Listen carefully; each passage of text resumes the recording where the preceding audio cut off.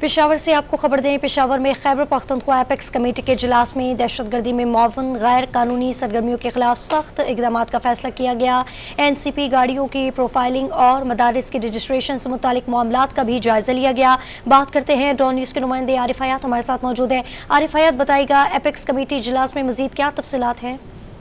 जी बिल्कुल, apex committee का एक अहम इजलास हुआ है और जिसमें फैसले किए गए हैं कि जितने भी गैर कानूनी तौर पर जो मोबाइल सिम्स हैं, गैर कानूनी असलहा है, स्मगलिंग है, जाली दस्तावेज साजी है और बदतखोरी, इसके खिलाफ सख्त कार्रवाई की जाएगी। हवाला हुंडी वालों के लिए भी बुरी खबर यही है कि उनके खिलाफ भी सख्त कार्रवाई की जाएगी, इसका फैसला किया गया है। जो NCP गाड़ियाँ हैं उनकी प्रोफाइलिंग और जो मदारिस है तो उनके रजिस्ट्रेशन से मुतल्लिक जो मामलात है तो उन पर भी गौर किया गया और साथ में जो गैर मुल्की हैं, बैरूनी जो गैर कानूनी तौर पर मुकीम गैर मुल्की है तो उनके इनखला से मुतल्लिक जितना भी फैसला हुआ है तो उसका भी जायजा लिया गया। बदतखोरी के मुकम्मल खात्मे के लिए एपेक्स कमेटी का एक और खुसूसी इजलास बुलाया जाएगा जिसमें जामे और मौसर हिकमत अमली जो तरतीब देने का भी फैसला कर दिया गया है।